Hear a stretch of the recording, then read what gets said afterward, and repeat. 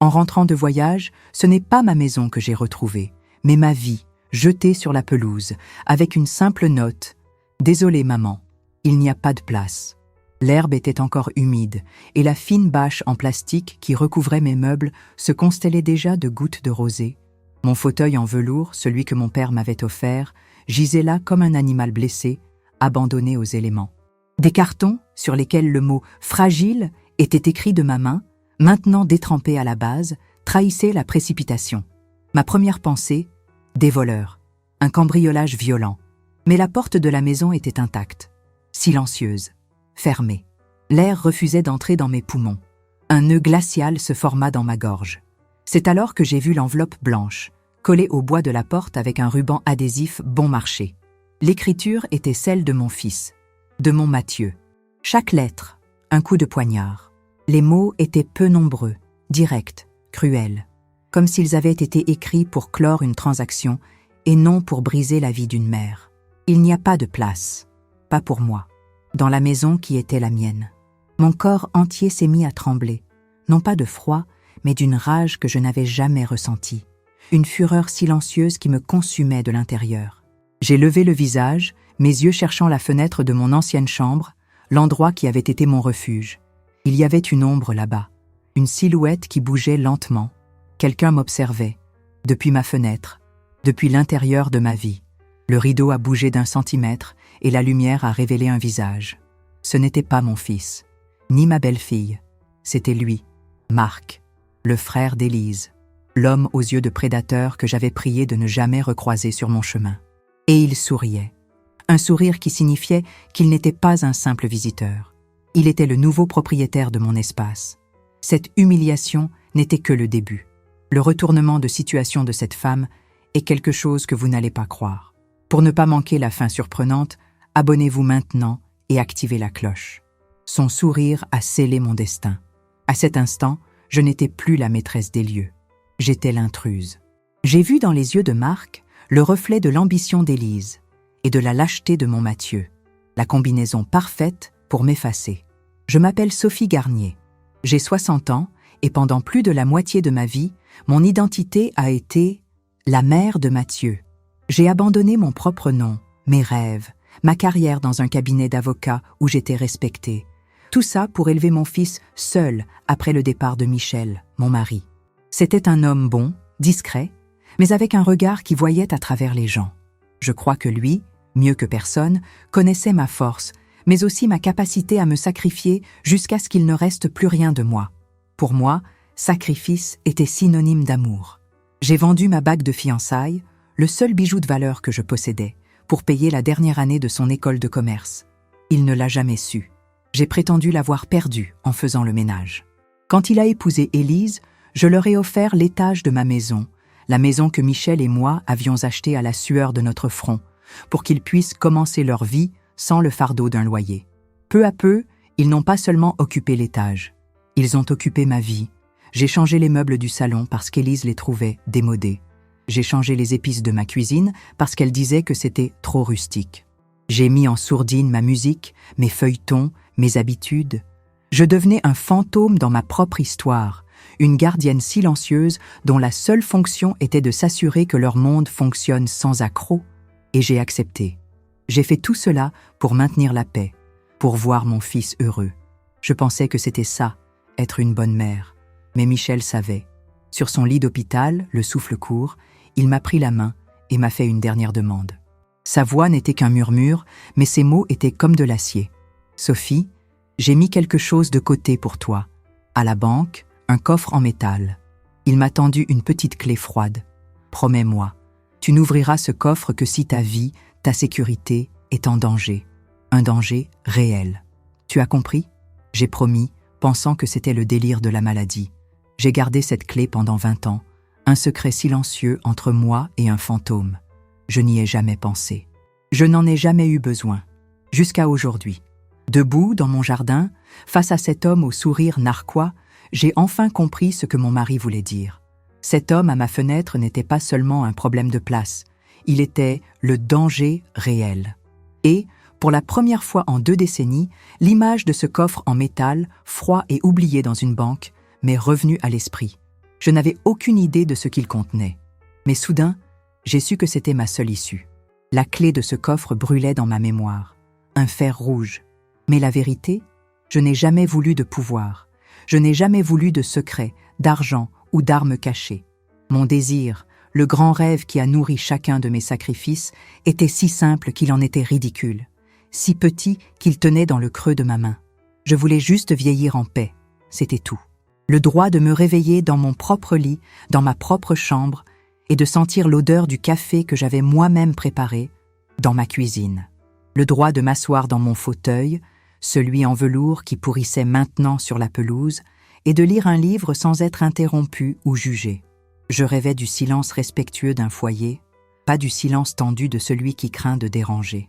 Je voulais être vue non comme un fardeau, un coup dans le budget, mais comme la matriarche, le roc sur lequel cette famille avait été bâtie. Plus que tout, je rêvais d'être grand-mère. Je me voyais assise dans ce même fauteuil, non pas jetée dehors, mais sur la terrasse, par un après-midi ensoleillé, à raconter des histoires à des petits-enfants qui n'existaient pas encore. J'imaginais leur rire courir dans ce jardin, leurs petites mains sales de terre me tendant une fleur. C'était pour eux, pour cette vision d'avenir, que je supportais tout. Chaque petite humiliation, chaque regard dédaigneux d'Élise, chaque silence complice de Mathieu. C'était un investissement. Je payais, avec ma dignité, pour un bonheur futur. Quand je leur ai donné la clé de l'étage, je ne leur donnais pas un toit. Je leur donnais les fondations de mon rêve. Je pensais que nous construisions la même maison, la même forteresse familiale.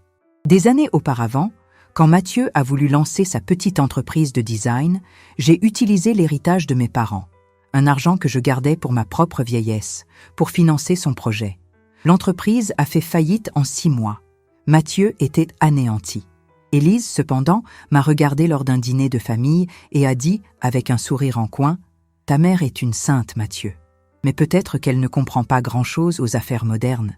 L'humiliation était déguisée en compliment, la culpabilité transférée sur moi avec une élégance cruelle. Et je me suis tue. Pour mon fils. Pour la paix. Mon amour, exprimé par un gâteau au yaourt encore chaud le dimanche après-midi, est devenu un excès de sucre que personne ne devrait manger. Mon soin, dans une maison impeccablement propre, est devenu une manie de la propreté qui est étouffante. Mon opinion, qui un jour était la seule qui comptait pour Mathieu, est devenue un bruit de fond, quelque chose à ignorer pendant qu'ils faisaient défiler les écrans de leur téléphone. Je me souviens d'un Noël, il y a 2 ans. Ils annonçaient, tout excités, un voyage de 10 jours à la mer avec un couple d'amis. Ils ont fait leur plan devant moi, discutant des hôtels et des vols pendant près d'1 heure. À aucun moment mon nom n'a été mentionné. À aucun moment on ne m'a demandé si j'aimerais venir. La prémisse était claire. Je resterai. Pour m'occuper de la maison, pour arroser les plantes, pour être la gardienne de leur espace. Quand j'ai demandé, la voix étranglée, « Et moi ?» Mathieu m'a regardée comme si j'étais folle. « Maman, tu détestes la mer. Et puis, il faut bien que quelqu'un reste, non ?» Il n'a pas demandé, il a affirmé. Il a décidé pour moi. Cette nuit-là, j'ai pleuré dans ma chambre, non pas pour le voyage, mais pour mon invisibilité. J'étais devenu un meuble, utile, mais sans volonté propre. C'est ce que je désirais changer. Je ne voulais pas de luxe, pas de gratitude éternelle. Je voulais juste qu'on me demande. Je voulais qu'on me regarde et qu'on me voie. Sophie, une femme qui existait encore.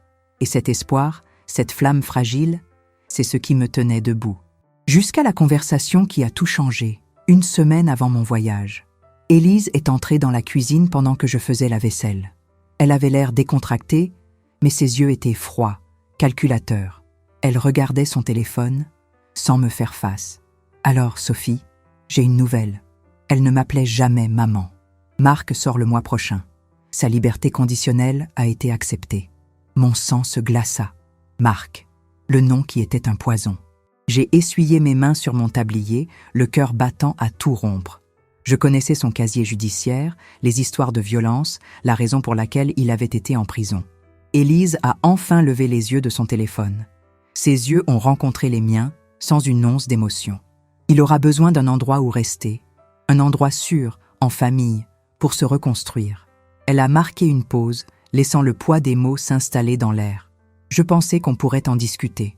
À propos de ta chambre. Ces mots flottaient dans l'air de la cuisine, toxiques comme du gaz. Ma chambre. Ce n'était pas une demande, c'était une convocation. Cette pièce n'était pas seulement un ensemble de murs, c'était le dernier centimètre carré de dignité qu'il me restait. Le seul endroit dans cette maison où j'étais encore Sophie. Le reste du territoire avait déjà été conquis. J'ai laissé tomber le torchon dans l'évier. Le son humide et étouffé a été la seule chose à briser le silence.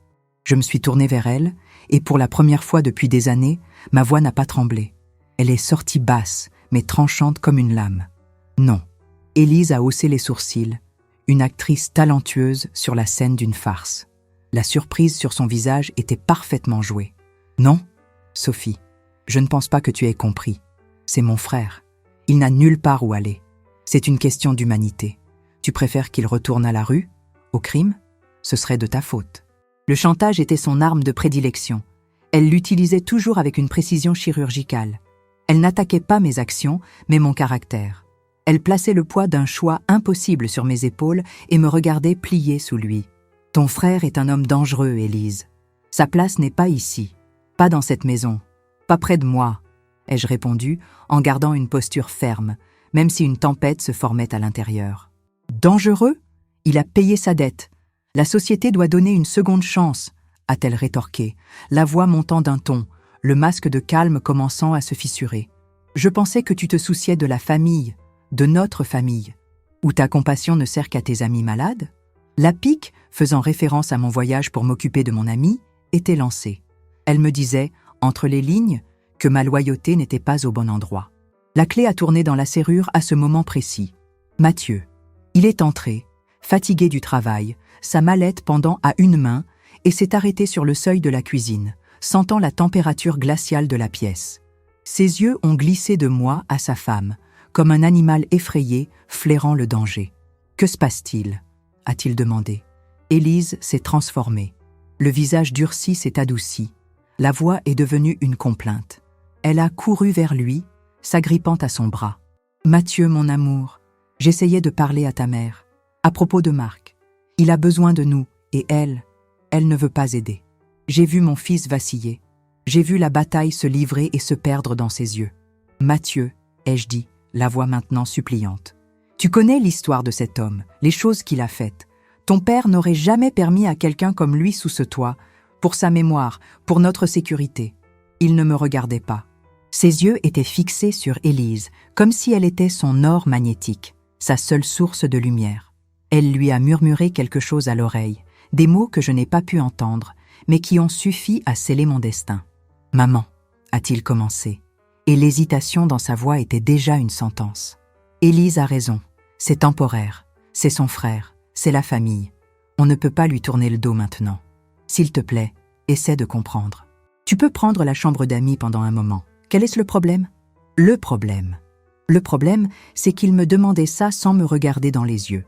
Le problème, c'est qu'il me demandait d'échanger ma paix contre sa commodité à elle. Le problème, c'est qu'à ce moment-là, j'ai réalisé que je n'avais plus de fils. J'étais la mère de sa femme, une pièce secondaire sur l'échiquier de la vie qu'elle était en train de monter. Je n'ai pas discuté davantage. J'ai seulement hoché la tête, un geste lent et lourd. Le silence qui a suivi a été pire que n'importe quel cri. Les jours précédant mon voyage ont été un enfer glacial. Des repas avalés à la hâte, des couloirs où nous nous croisions comme des étrangers dans un hôtel. Élise me traitait avec une politesse tranchante, offrant son aide d'une voix douce qui cachait le venin. Mathieu m'évitait, partant plus tôt, rentrant plus tard, se noyant dans le travail pour fuir la trahison qu'il avait lui-même commise. Ils attendaient que je m'habitue à la défaite ou que je disparaisse tout simplement. Et j'allais leur donner la deuxième option, au moins pour une semaine. Le matin de mon départ, la maison était trop calme.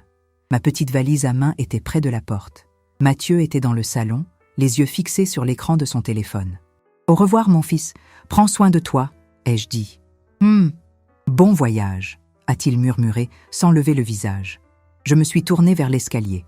Élise était là, en haut, les bras croisés, m'observant. Son expression n'était pas de colère ou de triomphe.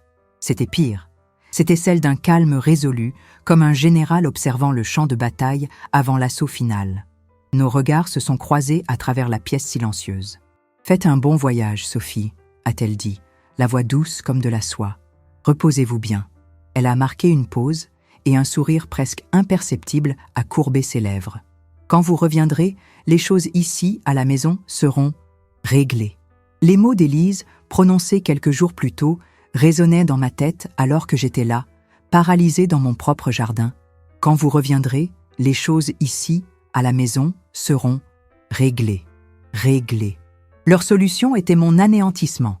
Le sourire de Marc à la fenêtre n'était pas seulement une insulte, c'était la signature du contrat de ma reddition, un contrat qu'ils avaient signé pour moi. La colère que j'avais ressentie auparavant a commencé à céder la place à quelque chose de bien pire, une honte publique, corrosive, qui me paralysait de l'intérieur. Je me sentais nue. Chacun de mes objets éparpillés sur l'herbe était un morceau de mon intimité exposé au monde. L'album photo à la couverture de cuir, que je gardais si précieusement, avait les bords humides, les images de mon mariage avec Michel et de la naissance de Mathieu vulnérables à l'humidité. Mon vieux châle en tricot, fait par ma mère, jeté sur une boîte comme un chiffon. C'étaient des fragments de mon âme, profanés. C'est alors que j'ai vu un mouvement dans la maison d'à côté. Madame Renaud, une dame de 80 ans avec qui je prenais parfois le café, épiait par l'entrebâillement de son rideau. Nos regards se sont croisés une seconde. Son expression était un mélange de pitié et d'horreur. Trop vite, le rideau s'est refermé. Mais le mal était fait. La nouvelle avait déjà un témoin. Demain, tout le quartier le saurait. La pauvre Sophie, expulsée de chez elle par son fils pour héberger son beau-frère criminel. La honte m'a brûlé le visage comme de l'acide. Assez. Je ne serai pas un spectacle pour le voisinage. J'ai pris mon téléphone avec des mains tremblantes et j'ai appelé un VTC, demandant la plus grande voiture qu'ils aient. Pendant que j'attendais, mon téléphone a vibré. Le nom sur l'écran. Mathieu.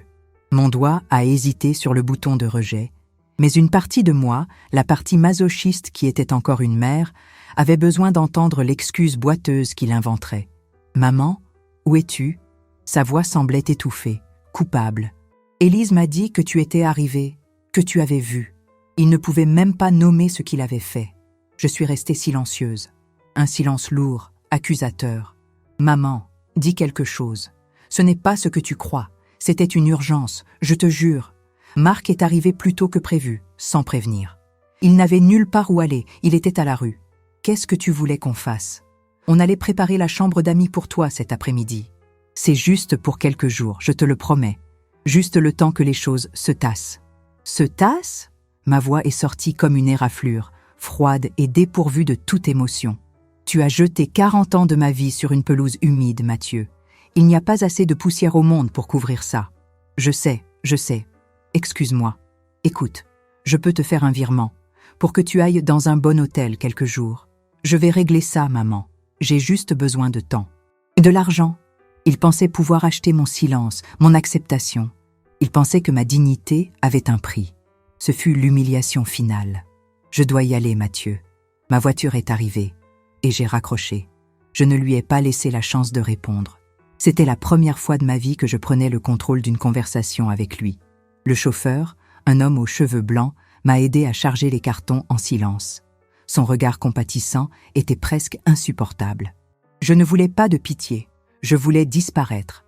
J'ai demandé à être conduite dans un hôtel simple en bord de route, un lieu anonyme où personne ne me connaîtrait. La chambre sentait le désinfectant et la solitude. Les murs fins étouffaient à peine le bruit des camions sur l'autoroute.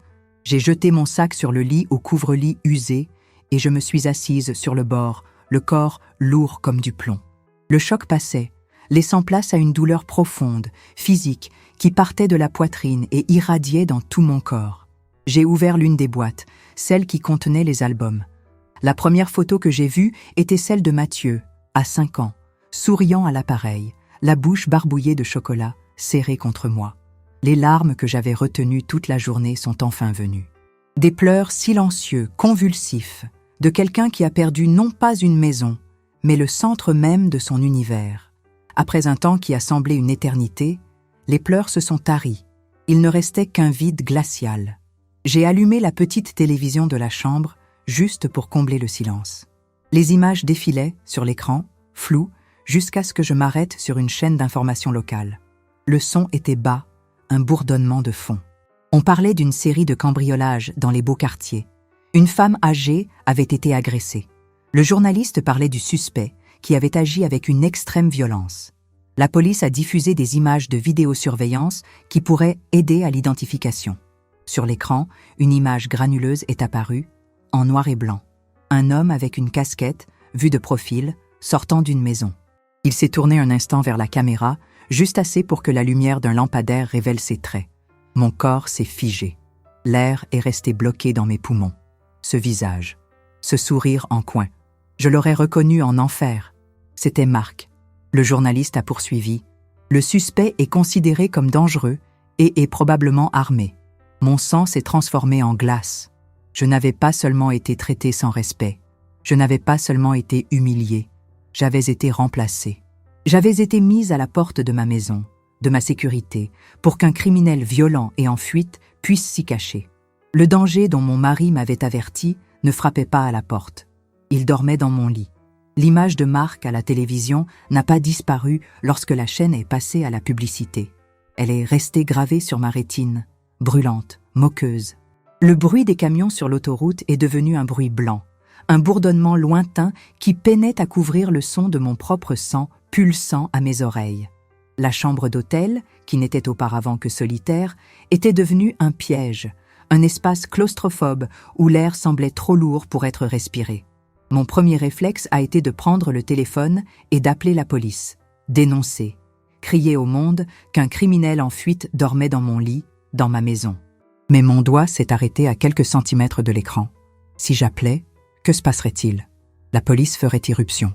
Et qui trouverait-il là, avec Marc, mon fils, Mathieu? Une question, plus terrifiante que toute autre, a commencé à me ronger de l'intérieur. Savait-il? Mon fils, le garçon à qui je lisais des histoires pour l'endormir, l'homme dont j'avais payé l'école de commerce avec ma bague de fiançailles, était-il assez stupide pour se laisser berner par Élise, au point d'héberger un fugitif sans le savoir? Ou, et cette possibilité était un rasoir sur ma poitrine, était-il complice? J'ai commencé à rembobiner les derniers mois dans ma tête, à la recherche d'indices que j'avais ignorés. La tension constante de Mathieu, que j'attribuais au travail. Les conversations chuchotées avec Élise sur la terrasse, qui cessaient dès que j'approchais. La façon dont il dépensait de l'argent, une nouvelle montre coûteuse, des dîners dans des restaurants que je savais hors de ses moyens. Je pensais que c'était de l'ambition, un désir d'impressionner sa femme. Et si ce n'était pas ça? Et si c'était l'argent sale de Marc qui finançait cette façade?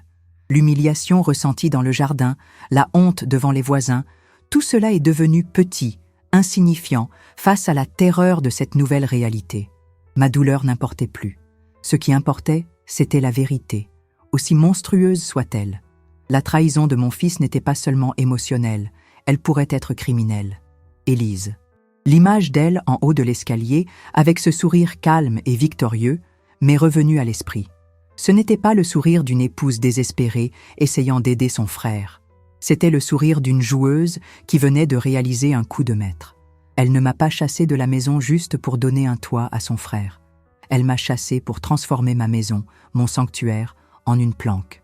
Un lieu sûr, avec une mère âgée comme couverture, parfait pour qu'un criminel se cache à la vue de tous. Elle n'a pas seulement risqué ma sécurité, elle a risqué la vie, la liberté et l'avenir de son propre mari. Pourquoi? Par loyauté envers son frère? Ou y avait-il autre chose? La nuit s'est éternisée, une torture d'heures interminable. Chaque ombre dans la pièce semblait une menace. Chaque bruit dans le couloir était un pas qui approchait. La peur était une présence physique, un animal aux griffes froides qui me serrait le cœur. Mais, au fil des heures, quelque chose a commencé à changer en moi. La peur n'a pas diminué, mais elle a trouvé de la compagnie. Une colère glaciale, limpide, qui a commencé à dissiper le brouillard de la panique. La femme qui avait pleuré sur la photo de son fils de 5 ans est morte dans cette chambre d'hôtel. À sa place, une autre est née. Une femme qui a compris qu'elle ne pouvait plus se permettre le luxe de la douleur. La douleur était une faiblesse, et j'étais en guerre. Je n'avais pas d'alliés, je n'avais pas d'armée. J'étais seule. C'est alors que le souvenir de Michel est revenu, non plus comme une mémoire triste, mais comme une instruction. Sa voix, murmurant à propos du danger réel. Mon mari, l'homme calme et observateur. Il devait savoir quelque chose. Il devait avoir vu cette noirceur, cette capacité au mal dans la famille d'Élise, bien avant moi. Il ne m'a pas laissé un coffre sur un coup de tête d'homme mourant. Il m'a laissé un arsenal. Il m'a laissé une arme, confiant que si le jour du danger arrivait, la femme forte qu'il avait épousée saurait s'en servir. Le soleil s'est levé, une fente de lumière sale et grise tachant les rideaux bon marché. Je n'avais pas dormi une seconde. Je me suis levée du lit. Mon corps me faisait mal, mais mon esprit, pour la première fois depuis longtemps, était absolument clair. J'ai regardé mon reflet dans le miroir, taché de la salle de bain. J'ai vu les yeux d'une femme plus âgée, fatiguée, mais j'ai aussi vu une flamme qui n'était pas là avant. La flamme de la survie. Je n'allais pas appeler la police, pas encore. Appeler la police, ce serait lancer une bombe et attendre de voir qui survivrait aux éclats. Ce serait livrer mon fils avec le monstre qui l'abritait. Avant, je devais comprendre l'ampleur du jeu. Et j'avais besoin de munitions. Michel m'avait laissé un chemin. Pendant 20 ans, je l'avais ignoré, par fidélité à une promesse faite dans un moment de douleur.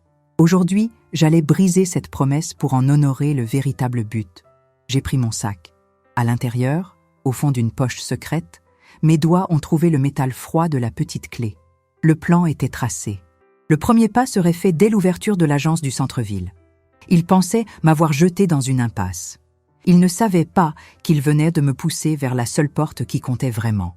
Le taxi a traversé la ville, mais je n'ai pas vu les rues, les gens, la vie qui pulsait dehors. Mes yeux étaient fixés sur le paysage flou, mais mon esprit était ailleurs. Il était concentré sur la petite clé en métal dans ma main, qui semblait contenir le poids de mon avenir. La peur de la nuit précédente n'avait pas disparu, mais elle avait maintenant un but. C'était le carburant qui me faisait avancer. L'agence bancaire était un temple de marbre et de silence. L'air conditionné glacial contrastait avec la chaleur de ma peau fiévreuse. Je me suis présenté à la direction, la voix ferme, bien que mes mains soient moites. Un homme en costume impeccable, M. Bernard, m'a reçu. Ses yeux m'ont évalué par-dessus ses lunettes à fine monture, avec une curiosité professionnelle et discrète. Il a vérifié mes papiers, la signature de Michel sur le contrat du coffre, puis m'a guidé. Nous avons traversé le hall principal et sommes entrés dans une zone sécurisée. La porte de la chambre forte était une monstruosité circulaire en acier, un portail vers un monde de secrets. Le son des verrous en mouvement était assourdissant dans le silence de la banque. M. Bernard a utilisé sa clé, puis m'a indiqué la serrure où la mienne s'insérait. J'ai tourné la petite clé que j'avais gardée pendant 20 ans. La porte s'est ouverte. Il a sorti un long et étroit tiroir en métal. « Coffre 347, Michel Garnier », a-t-il dit d'une voix neutre. Il l'a posé sur une table dans une petite salle privée, austère et sans fenêtre. « Vous avez tout le temps qu'il vous faut. » Et il a fermé la porte, me laissant seul. J'ai regardé le coffre en métal un long moment. Il semblait plus petit que je ne l'imaginais, mais infiniment plus lourd. Mes mains tremblaient tellement que j'ai raté la serrure 2 fois. Finalement, le couvercle s'est ouvert avec un clic sec. La première chose que j'ai vue, c'est l'argent. Des liasses et des liasses de billets de 100, bien rangés et attachés avec des élastiques. Mon cœur s'est emballé. D'où Michel, mon mari, un comptable à la vie modeste, avait-il pu tirer autant d'argent? Il y avait là une fortune, de quoi changer la vie de n'importe qui. Mon esprit tournait, essayant de comprendre. Mais ce n'était pas l'argent, la réponse. Je le sentais. Avec des mains tremblantes, j'ai retiré les liasses de billets. En dessous, au fond du coffre, il y avait un seul objet, un livre de comptes à la couverture de cuir noir, sans aucune inscription. Il était usé sur les bords, lourd. C'était ça, l'arme que Michel m'avait laissée. Je me suis assise sur la chaise inconfortable et je l'ai ouvert. La première page portait l'écriture précise et élégante de mon mari. Des dates, des montants et des initiales qui, au début, ne me disaient rien.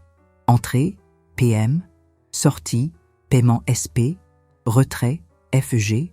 Il y avait des dizaines, des centaines d'écritures, le registre méticuleux d'un flux de trésorerie que j'ignorais complètement. J'ai continué à feuilleter, la confusion cédant la place à un sentiment de terreur croissant. Puis, un nom a attiré mon attention. Une note en marge, à côté d'un retrait d'un montant exorbitant. Paiement au juge Bastos, affaire du terrain à Itapois.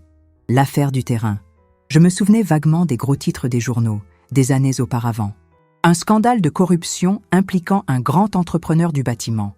Un homme dont le nom était chuchoté avec un mélange de peur et d'admiration dans la ville. Philippe Marchand. PM. Les pièces ont commencé à s'assembler, formant une image monstrueuse. Mon mari, l'homme calme, honnête et méthodique, n'était pas seulement le comptable d'une entreprise. Il était le gardien des secrets, la boîte noire de l'un des hommes les plus dangereux du pays. Il blanchissait l'argent, enregistrait les pots de vin, contrôlait la comptabilité parallèle qui maintenait debout l'empire de Philippe Marchand. L'argent dans le coffre n'était pas nos économies. C'était le paiement pour son silence. J'ai continué à tourner les pages, l'estomac noué. La chronologie des registres allait jusqu'à 1 semaine avant la mort de Michel. La dernière note de sa main était presque illisible. PM sait que je suis malade. Inquiet. Après ça, des pages blanches. Des années de silence. Mon deuil, les études de Mathieu, le mariage, ma vie devenant une annexe de la sienne. J'ai tourné une autre page, m'attendant à trouver la fin du livre. Mais ce n'était pas la fin. Il y avait de nouvelles écritures. La calligraphie était différente, plus arrondie, impatiente, arrogante. Une calligraphie que je connaissais comme la mienne. C'était l'écriture de Mathieu. Le souffle m'a manqué. Il avait trouvé le livre. Il avait continué le travail de son père. J'ai fait défiler les pages, les dates se rapprochant du présent. Les écritures étaient non plus audacieuses, les montants plus élevés. Mathieu n'était pas seulement un gardien. Il semblait être un participant actif. Je suis arrivé à la dernière page remplie. Il n'y avait que 2 notes, prises le mois dernier. La première m'a glacé le sang. Transfert sur compte MER. Règlement total dette de jeu et garantie de silence. MER, Marc Rousseau, la dette de jeu. C'était pour ça qu'il était en prison. Mathieu n'aidait pas son beau-frère. Il achetait son silence. Mais c'est la 2e note, juste en dessous, qui m'a brisé. C'était un gribouillage, une note de planification. La maison est maintenant sécurisée. S est parti. On a 1 mois pour trouver le livre original avant la démolition. S. Sophie. Moi. Le livre que je tenais n'était pas l'original. C'était une copie. Il y en avait un autre, et il pensait qu'il était caché dans la maison. Il ne m'avait pas expulsé pour héberger un criminel. Il m'avait expulsé pour chasser un trésor qui pourrait tous les incriminer. Mon humiliation dans le jardin n'avait pas été un acte de désespoir familial. C'était le premier mouvement d'une chasse. Et j'étais l'obstacle qui devait être retiré. L'air de la petite salle privée de la banque est devenu rare, trop lourd pour mes poumons. Le livre de comptes dans mes mains semblait peser 1 tonne, chaque page une brique dans la construction de la vérité monstrueuse qui se dressait devant moi. La maison est maintenant sécurisée. S est parti. Mon expulsion n'avait pas été un acte de cruauté familiale irréfléchi. C'était une partie d'échec, une manœuvre froide, calculée, pour me retirer de l'échiquier afin qu'il puisse chercher le vrai prix, le livre original, et la mention de la démolition. Mon sang se glaça encore plus. Michel, mon mari méthodique et prudent. Il n'aurait pas laissé quelque chose d'aussi important dans un tiroir. Il l'aurait caché, bien caché, dans un mur, sous le plancher, dans un endroit que seule une démolition révélerait. Il ne voulait pas seulement me faire quitter la maison. Il prévoyait de détruire toute trace d'elle, chaque souvenir, pour trouver l'arme qui les incriminerait. C'était un plan, une conspiration. Et j'étais le pion à sacrifier. J'ai respiré profondément. 1, 2, 3 fois. La panique était un luxe que je ne pouvais plus me permettre. La femme qui était entrée dans cette banque, une veuve humiliée en quête de réponse, n'existait plus. À sa place, assise sur cette chaise inconfortable, se trouvait une autre personne. Une femme avec une fortune en argent sale sur la table et un dossier capable de détruire des empires sur ses genoux. Mon esprit, autrefois une tempête de douleur, fonctionnait maintenant avec la froideur d'un chirurgien. Avec un soin méthodique qui aurait rendu Michel fier, j'ai remis le livre de comptes dans le coffre en métal. L'argent, je l'ai laissé. Le prendre aurait été un risque, une trace. Le livre était ma seule arme. Je suis sorti de la salle privée, j'ai traversé le hall de marbre de la banque, la colonne vertébrale droite, sentant les regards curieux sur moi. Personne n'aurait pu deviner le poison que je portais avec moi. Mon premier acte ne fut pas la vengeance, mais la survie. Je suis retourné à l'hôtel miteux juste pour prendre ma valise. Chaque seconde dans cet endroit était un rappel de ma vulnérabilité. Avec le peu d'argent que j'avais dans mon sac, j'ai pris un autre taxi et j'ai donné l'adresse d'un des appart-hôtels les plus luxueux et discrets de la ville. Je n'avais pas besoin de luxe, j'avais besoin de sécurité, d'anonymat, d'un endroit où je pourrais réfléchir sans craindre que quelqu'un frappe à ma porte. L'appartement était au 20e étage. Les baies vitrées montraient la ville s'étendant sous moi, un damier de lumières et d'ombres. C'était impersonnel, froid, et exactement ce dont j'avais besoin. Un quartier général. Cette première nuit, je n'ai pas dormi. J'ai passé l'aube entière avec le livre de comptes, photographiant chaque page avec mon téléphone, créant des copies numériques que j'ai sauvegardées sur plusieurs comptes e-mail créés à l'instant. J'apprenais à être paranoïaque. Et la paranoïa, ai-je découvert, était un outil puissant. L'esprit plus clair, j'ai commencé à agir. J'ai passé 2 jours entiers à faire des recherches sur Internet. Des avocats. Je ne voulais pas d'un avocat de famille qui me traiterait avec condescendance. J'avais besoin d'un requin, quelqu'un spécialisé en droit immobilier et, si possible, avec une expérience en droit pénal. J'ai trouvé un nom qui revenait dans des articles sur des affaires complexes, Maître Pascal Lefebvre. La photo sur son site montrait un homme d'une 50aine d'années avec un regard perçant et un costume impeccablement coupé. J'ai appelé et pris rendez-vous pour le lendemain. En attendant, j'ai fait quelque chose qui m'a noué l'estomac. Je suis allée dans le quartier où travaillait Mathieu. Je me suis assise dans un café de l'autre côté de la rue de l'immeuble de bureaux de luxe où se trouvait l'entreprise de Philippe Marchand. Et j'ai attendu. Vers l'heure du déjeuner, je l'ai vu. Mon fils. Il n'avait pas l'air d'un homme stressé ou acculé. Il est sorti en riant avec 2 autres hommes, vêtus d'un costume qui coûtait plus que ma retraite d'une année entière. Il est monté dans une voiture importée que je n'avais jamais vue. L'arrogance dans sa posture, la façon dont il commandait l'attention des autres, ce n'était pas mon garçon. C'était un étranger, un prince héritier de l'empire de saleté de Marchand, et je ne l'avais jamais remarqué. La douleur de cette vision a été éclipsée par la certitude de ce que je devais faire. Le lendemain, je suis entrée dans le bureau de Maître Lefebvre. C'était un environnement de bois sombre, de livres et de pouvoir silencieux. Il m'a écouté sans m'interrompre, ses yeux fixés sur moi, évaluant chaque mot. Je n'ai pas raconté toute l'histoire. Je n'ai pas parlé de Marc, du livre, du danger. J'ai été stratégique. Je me suis présentée comme une veuve dont la maison, légalement sienne, avait été envahie par son fils et sa belle-fille qui refusèrent de partir. J'ai présenté l'acte de propriété de la maison à mon nom et à celui de Michel. J'ai présenté l'acte de décès, des faits, des documents. Le langage que les hommes comme lui comprenaient. Il a analysé les papiers pendant un long moment, le silence seulement rompu par le bruit des pages tournées. J'ai attendu, le cœur battant, mais mon visage était un masque de calme. Finalement, il a enlevé ses lunettes et les a posées sur le bureau, entrelaçant ses doigts. Il m'a regardé et pour la première fois, j'ai vu une lueur de quelque chose qui ressemblait à du respect dans son regard. « Madame Garnier », a-t-il commencé, la voix grave et assurée. Les documents sont impeccables. La loi est entièrement de votre côté. Le fait que votre fils y vivait avec votre permission préalable constitue un prêt à usage, que vous avez tout à fait le droit de révoquer à tout moment. Il a marqué une pause, me regardant dans les yeux, comme pour mesurer la profondeur de ma résolution. Légalement, vous avez tout le pouvoir. La maison est à vous, et à vous seul. Il s'est penché en avant, la voix baissant d'un ton, devenant plus confidentielle. La question n'est pas de savoir si nous pouvons les faire partir. La question est, quand voulez-vous que j'envoie la sommation de quitter les lieux? Si mon histoire vous touche, sachez que votre soutien me donne de la force. Aimez la vidéo et dites-moi de quelle ville vous la regardez. Je lis et réponds à tous avec affection. J'ai regardé Maître Lefebvre, la figure imposante du pouvoir et de la loi devant moi, et la réponse est sortie de ma bouche avant même que je puisse y penser. Il n'y avait plus de doute, plus de peur, juste une certitude froide et tranchante. Immédiatement, maître. Envoyez la notification aujourd'hui même. Les 2 semaines qui suivirent furent les plus longues de ma vie. La notification extrajudiciaire, avec ses termes juridiques et un délai de 30 jours pour quitter volontairement les lieux, fut remise par un huissier de justice. Je savais le moment exact où Mathieu l'avait reçu, car l'avocat me l'avait confirmé. Et puis, le silence. Un silence terrifiant, lourd, qui s'est prolongé pendant des jours.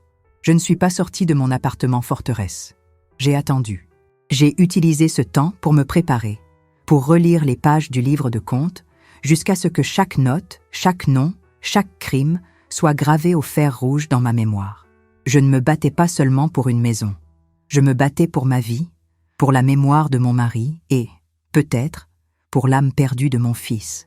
Je savais qu'il ne resterait pas silencieux. La réaction viendrait, et elle serait violente. Le 15e jour, j'ai décidé que je n'attendrais plus. La meilleure défense, j'ai appris pendant ces jours d'isolement et d'études, c'est l'attaque. Je suis rentré à la maison. J'ai utilisé ma propre clé. Elle a tourné dans la serrure avec un clic familier qui a résonné comme un coup de feu dans le silence de l'après-midi. J'ai poussé la porte et je suis entré. L'odeur était différente. Le parfum floral que j'avais toujours utilisé avait été remplacé par un arôme masculin boisé et l'odeur de produits de nettoyage au pain. La maison était transformée. Mes meubles avaient été réarrangés ou remplacés par des pièces froides, minimalistes, en métal et en verre. Les murs, autrefois d'un ton pêche accueillant, étaient maintenant gris-plomb. Mon identité avait été méthodiquement effacée de chaque recoin. Et il y avait des boîtes à outils empilées dans un coin, la plainte d'un mur détaché, un trou dans le plâtre du plafond du couloir. Ma théorie était correcte. La chasse au livre original avait déjà commencé. Il détruisait ma maison de l'intérieur. Je suis allée dans le salon et je me suis assise dans mon fauteuil en velours, qu'ils avaient ramené du jardin, peut-être comme une dernière concession ironique. J'ai posé mon sac sur mes genoux et j'ai attendu. Cela n'a pas duré longtemps. J'ai entendu des pas précipités dans l'escalier. Élise est apparue la première. Ses yeux, en me voyant assise là, si calmement, se sont écarquillés de choc, puis se sont rétrécis de pure haine. « Qu'est-ce que tu fais ici ?»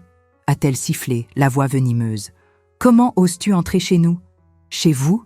ai-je répété, la voix sortant étonnamment ferme. Autant que je sache, Élise, l'acte de propriété est toujours à mon nom. Mathieu est apparu juste derrière elle. Il était pâle, les yeux cernés. Il semblait avoir vieilli de 10 ans en 2 semaines. En me voyant, il s'est arrêté net, une expression de panique et de culpabilité déformant son visage. « Maman, qu'est-ce que c'est ? C'est quoi cette notification ? Tu es devenue folle ?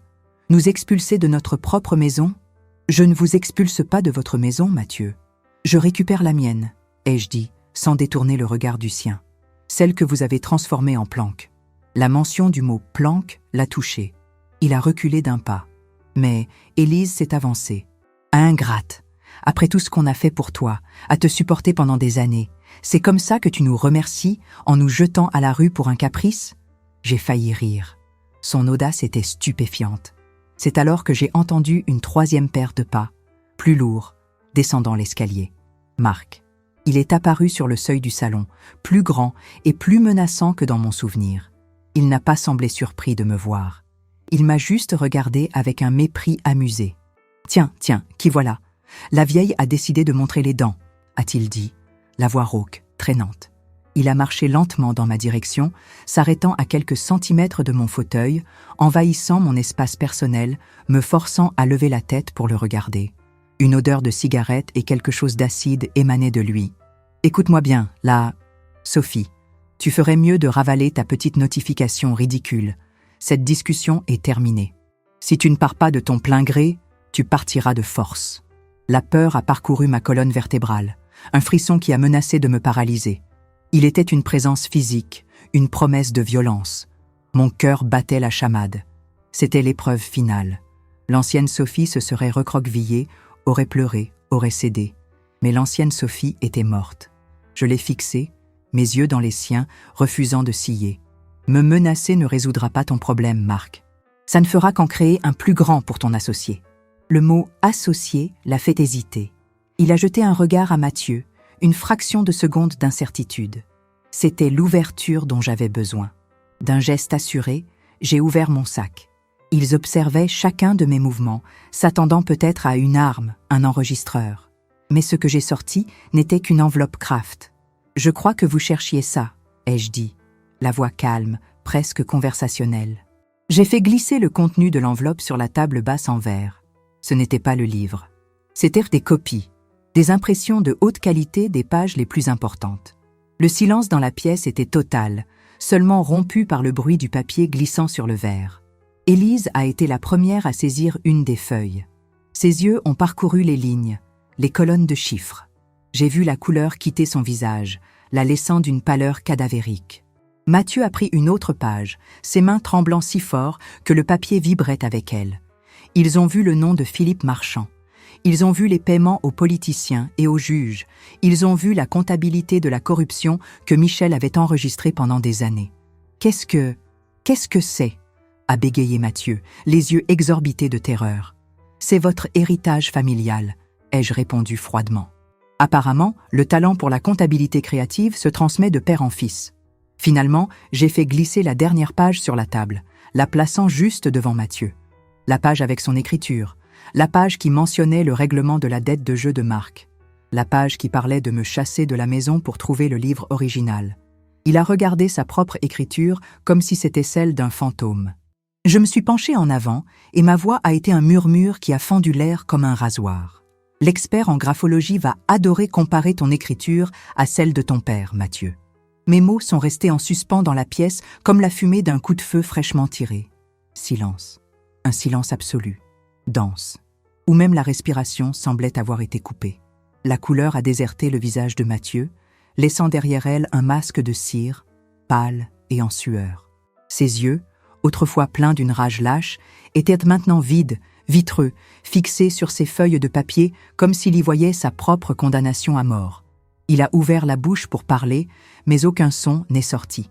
Juste un hoquet sec. Le prince héritier avait été détrôné. Le château de cartes qu'il avait construit avec la saleté de son père et l'ambition de sa femme s'est effondré en un seul instant. Élise, au contraire, a réagi. Le choc sur son visage s'est rapidement transformé en une fureur incontrôlable. Ses yeux étincelaient, le masque de sophistication fondant pour révéler la prédatrice acculée en dessous. « Sorcière !» a-t-elle crié, la voix stridente, brisant le silence. « Tu bluffes, ce sont de vieux papiers, tu n'as rien !» Elle s'est tournée vers Mathieu, lui secouant violemment le bras. « Mathieu, fais quelque chose! Ne reste pas planté là comme un idiot! Prends-lui ces papiers, déchire-les !» Mais Mathieu ne bougeait pas. Il savait. Il reconnaissait sa propre écriture, reconnaissait les crimes qu'il avait lui-même documentés. Il était paralysé par la terreur de l'exposition, une terreur bien plus grande que toute la fureur de sa femme. C'est Marc qui a agi. Il ne comprenait rien au bilan ou au livre de comptes, mais il comprenait la violence. Il voyait le pouvoir changer de main et son instinct primaire était de le détruire. Avec un grognement, il s'est avancé, non pas vers les papiers, mais vers moi. Assez discuté. Je vais régler ça à ma façon, a-t-il grondé, sa main se fermant en un point. Tout mon corps s'est contracté. La peur, cet animal que j'avais gardé en cage, a griffé les barreaux. J'ai vu son mouvement au ralenti, l'avancée, la promesse de douleur dans ses yeux. Je me suis préparé à l'impact. Mais l'impact n'est jamais venu. Non! Un cri guttural, désespéré, a explosé dans la pièce. Mathieu. Il s'est jeté devant Marc, le poussant avec une force que je ne lui connaissais pas.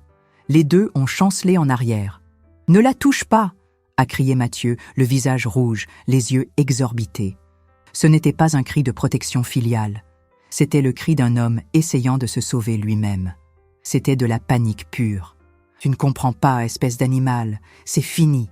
Si tu la touches, s'il lui arrive quoi que ce soit, on est mort. Mort. Elle a tout. Les copies ne sont rien. Elle a le reste. » Marc l'a regardé, la confusion et la colère luttant sur son visage. « De quoi tu parles ? C'est juste une vieille effrayée. »« Ce n'est pas une vieille effrayée, » a hurlé Mathieu, la voix se brisant de désespoir. « C'est la propriétaire de tout, du livre, de la maison, de nos vies. Tu nous as coulés, Marc. Toi et ta sœur, vous m'avez entraîné dans cet enfer. » L'alliance s'est brisée là, de façon spectaculaire. La culpabilité, comme un poison, avait besoin d'un hôte, et Mathieu l'expulsait dans toutes les directions. « Moi » a glapi Élise, incrédule. « Je t'ai donné une vie que tu n'aurais jamais eue, je t'ai mis dans le jeu. Et c'est comme ça que tu me remercies, en te rangeant de son côté ?»« De son côté » a ri Mathieu, un rire sans joie, au bord de l'hystérie. « J'essaie de nous empêcher de passer le reste de notre vie en prison. Tu ne comprends pas ce qu'elle a entre les mains ?» Pendant qu'il criait, s'accusant, révélant des années de mensonges et de ressentiments, j'assistais à tout, depuis mon fauteuil, le centre calme de l'ouragan que j'avais moi-même créé. Je les voyais, non plus comme mes bourreaux, mais comme ce qu'ils étaient réellement. Petits, désespérés et irrémédiablement perdus. Marc, réalisant qu'il avait été trahi et que le navire coulait, a fait un pas en arrière. Ses yeux de prédateur m'ont évalué une dernière fois, non plus avec mépris, mais avec une trace de peur. Il s'est tourné vers sa sœur. « Tu me le paieras, Élise », a-t-il craché par terre. Et puis il est parti, claquant la porte avec une force qui a fait trembler les vitres. Le muscle avait abandonné l'opération. Il ne restait que les deux architectes de ma misère, se faisant maintenant face au milieu des décombres de leur plan. Élise m'a regardé, le visage maculé de larmes de rage. Sa dernière carte serait la culpabilité. « Tu as détruit ton propre fils », a-t-elle murmuré, la voix chargée de venin. « Tu as détruit ta famille. Par vengeance. J'espère que tu es heureuse. » Je me suis levée du fauteuil. Pour la première fois, j'étais la figure la plus grande et la plus puissante de la pièce. J'ai marché lentement vers la table basse et j'ai commencé à ramasser mes copies une par une, les organisant en une pile nette et ordonnée. « Vous avez tort, Élise », ai-je dit, sans la regarder. « Je n'ai pas détruit mon fils. Il l'a fait tout seul quand il a décidé que votre cupidité valait plus que son intégrité. » J'ai levé les yeux et j'ai fixé Mathieu, qui me regardait comme un enfant, attendant la punition finale. Mais je lui ai donné une dernière chance de se sauver. Chose que vous, apparemment, n'avez jamais eu l'intention de faire. Je suis allée jusqu'à la porte. Mon sac était sur mon épaule, l'enveloppe avec les preuves en sécurité dans mes mains.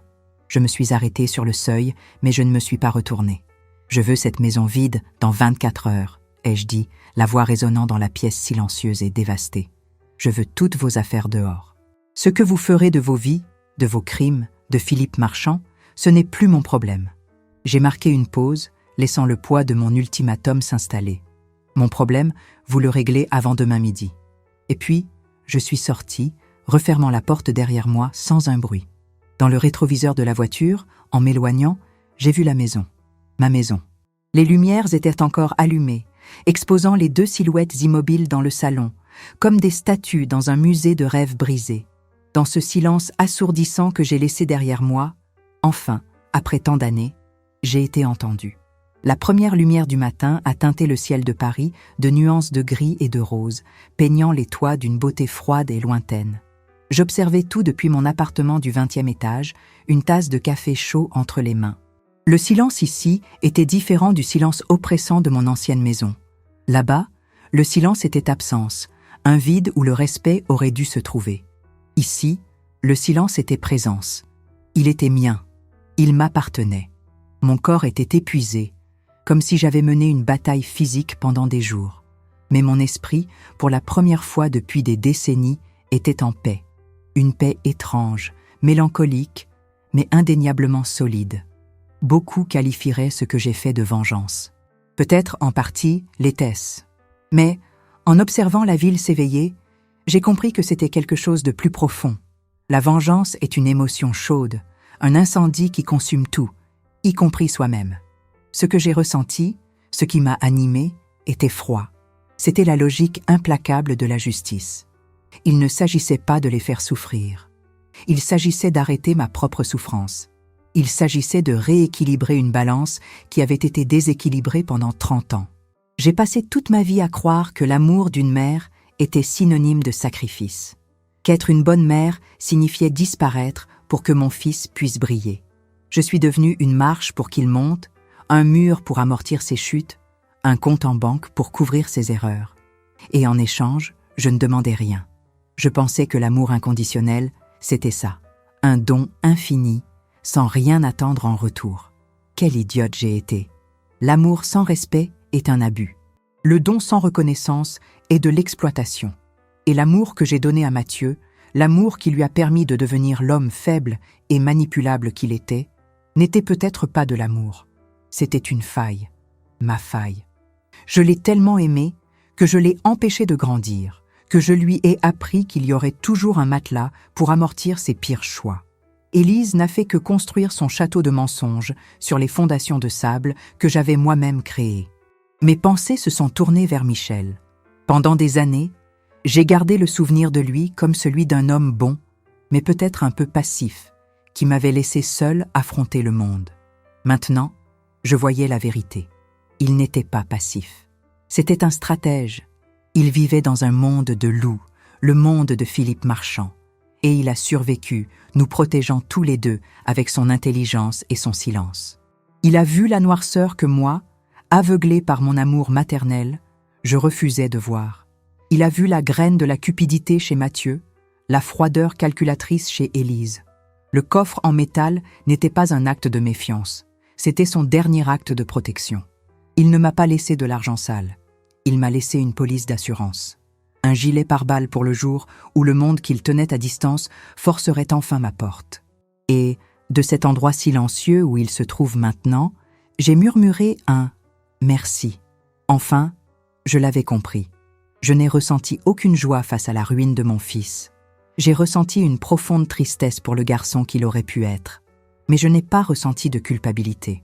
La culpabilité, cette compagne constante qui me chuchotait à l'oreille que je n'étais pas assez bien, que je devais en faire plus, me taire plus, accepter plus, elle avait disparu. Ce qui était resté à sa place, c'est un sentiment de clarté. La perception que ma valeur ne se mesurait pas à mon utilité pour les autres, mais à ma loyauté envers moi-même.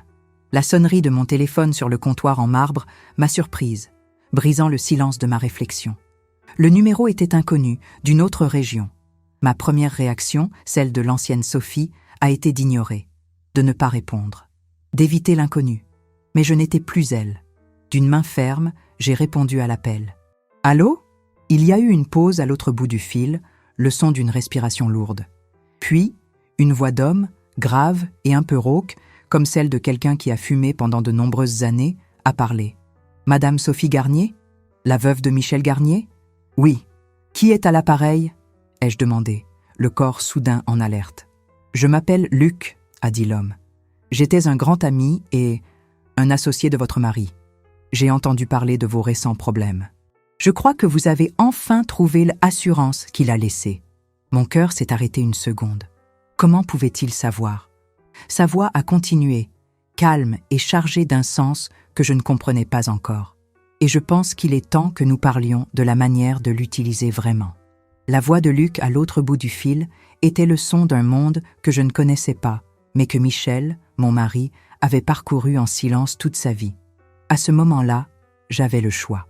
Je pouvais raccrocher, prendre l'argent du coffre et disparaître, en essayant de fuir une menace que je ne comprenais pas, ou je pouvais affronter le fantôme final. L'ancienne Sophie aurait fui. La nouvelle, non. Où et quand ? Ai-je demandé. Nous nous sommes rencontrés le lendemain. Luc était un homme plus âgé, aux épaules larges et aux yeux qui avaient tout vu. Il m'a expliqué ce que Michel n'avait jamais pu. Les 2 livres. La copie que j'avais, avec les délits financiers, était l'assurance. L'original, qu'il cherchait, contenait quelque chose de bien plus dangereux. Des noms de témoins, des dates de rendez-vous, des preuves de crimes de sang que Philippe Marchand avait commandités. Michel avait créé un dossier qui le rendait intouchable de son vivant. Et maintenant, qui faisait de moi, son héritière, la personne la plus dangereuse pour l'empire de Marchand. Luc et moi avons conclu un pacte. Il m'a apporté la protection et la connaissance du milieu que je n'avais pas. Je lui ai donné les informations dont il avait besoin pour, avec d'autres associés trahis par Marchand, démanteler l'organisation de l'intérieur, de manière silencieuse et létale, sans guerre ouverte.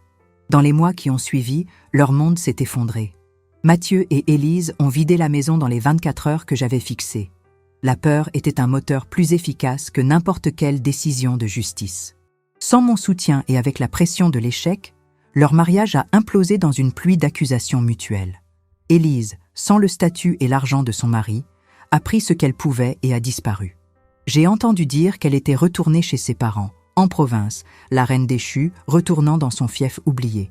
Marc n'a jamais été revu. Avec sa dette exposée et la protection de Marchand qui s'effondrait, il est devenu un fantôme, fuyant probablement autant la police que ses anciens créanciers. Avec l'aide de l'équipe de sécurité de Luc, nous avons fouillé mon ancienne maison. Nous avons trouvé le livre original exactement là où je soupçonnais Michel de l'avoir placé, dans une boîte en acier, dans un compartiment creux derrière la brique descellée de la cheminée du salon. L'endroit où, pendant des années, J'avais allumé le feu pour réchauffer ma famille. Avec les 2 armes en mon pouvoir, mon avenir était assuré. J'ai vendu la maison. L'acte de signer les papiers a été comme couper la dernière ancre qui me retenait à une vie de servitude. L'argent a été un bonus. La liberté a été le véritable profit. Aujourd'hui, 1 an après ce jour dans le jardin, ma vie est méconnaissable. Je vis dans un appartement plus petit, au sommet d'un vieil immeuble du centre-ville. Il n'a pas la modernité froide de l'appart-hôtel, mais il a une âme. Il a un balcon plein de plantes que je cultive moi-même et une vue sur les toits historiques de la ville. Avec une partie de l'argent et mon ancienne expérience, j'ai ouvert un petit cabinet de conseil financier, aidant les femmes à conquérir l'indépendance qui m'a été si longtemps refusée. C'est un travail qui me donne un but. Mathieu, il a touché le fond. Il a perdu son travail, son statut, sa femme et lui-même. Sans ma protection ni l'argent sale de marchand, il a dû faire face à la réalité pour la première fois de sa vie. Il y a quelques mois, il est venu me voir. Il était plus mince, plus âgé, mais ses yeux, pour la première fois, avaient une lueur d'humilité. Il n'a pas demandé d'argent ni de pardon. Il a juste demandé à parler. Nous nous voyons parfois dans un café sur une place. Il travaille comme assistant administratif dans une petite entreprise. Il paie pour ses erreurs, légalement et métaphoriquement. Notre relation n'est plus celle d'une mère et de son fils, mais de 2 survivants essayant de comprendre comment avancer. Peut-être qu'un jour, l'amour que je ressens pour lui parviendra à surmonter le souvenir de sa trahison. Peut-être. Mais aujourd'hui, en cette nuit calme, assise sur mon balcon, l'air frais sur mon visage, je ne pense pas au peut-être. Je pense au maintenant, au silence que j'ai choisi. À la paix que j'ai achetée avec mon propre courage. La note disait qu'il n'y avait pas de place pour moi. Ils avaient tort. L'univers entier s'est ouvert à moi au moment où j'ai cessé d'essayer de tenir dans la boîte minuscule dans laquelle ils voulaient me mettre. Je n'avais pas besoin d'un palais. J'avais juste besoin d'un endroit où mon âme puisse, enfin, occuper tout l'espace. Ils m'ont donné une note qui disait « Il n'y a pas de place ». Ce qu'ils ne savaient pas, ce que même moi je ne savais pas à ce moment-là, c'est qu'en faisant cela, ils m'ont forcé à créer mon propre univers. Pendant tant d'années, j'ai vécu sur la pointe des pieds dans ma propre vie, essayant de ne pas faire de bruit, de ne pas prendre de place, de ne pas déranger. Je suis devenue une experte dans l'art d'être petite, de me rétrécir pour répondre aux attentes des autres. Je crois que beaucoup d'entre nous le sommes. On nous apprend très tôt à plier nos rêves, à ranger nos désirs, à faire taire notre voix pour que l'harmonie de la maison, du travail, de la famille soit maintenue à tout prix. Mais l'harmonie qui exige notre disparition n'est pas l'harmonie, c'est l'oppression. La paix qui coûte notre âme n'est pas la paix, c'est une condamnation. Mon histoire a commencé avec une porte fermée au nez et un jardin rempli de souvenirs jetés. Mais la vôtre commence peut-être maintenant, dans un silence que vous ravalez lors d'un dîner de famille pour éviter une dispute, dans un « oui » que vous dites à votre patron en voulant crier « non », dans un rêve que vous avez reporté d'1 année de plus pour vous occuper de tout le monde, sauf de vous. Le coffre en métal que mon mari m'a laissé ne contenait pas seulement des secrets et de l'argent. Il contenait une permission. La permission de me battre pour moi-même, de faire passer ma sécurité et ma dignité en premier. Et ce que j'ai appris, dans la douleur et la solitude de cette chambre d'hôtel, c'est que nous n'avons pas besoin d'attendre que quelqu'un, sur son lit de mort, nous donne cette permission. Nous pouvons et devons la prendre pour nous-mêmes, chaque jour. Ceci est mon histoire. Mais je sais que je ne suis pas seule. Je sais que, de l'autre côté de cet écran, il y a quelqu'un qui avait besoin d'entendre ça aujourd'hui. Quelqu'un qui, tout comme moi, se sent à l'étroit dans son propre monde. Si quelque chose dans mon parcours a touché le vôtre, si ma voix a résonné dans une partie silencieuse de votre âme, rejoignez notre communauté. Abonnez-vous ici à la chaîne pour que plus d'histoires de résilience trouvent les personnes qui en ont besoin. Et laissez votre marque sur cette vidéo. Pas pour moi, mais pour vous, comme un serment. Commentez ci-dessous, avec toute votre force, la phrase qui est devenue mon mantra, ma vérité, j'occupe mon espace. Partagez cette histoire avec une femme que vous admirez, une amie, votre mère, votre sœur, quelqu'un qui a peut-être oublié la taille immense qu'elle occupe. Merci de m'avoir écouté. Mon parcours pour me relever m'a appris que la fin d'une histoire est toujours le début d'une autre. Continuez à regarder. Il y a toujours un nouveau chapitre qui attend d'être raconté.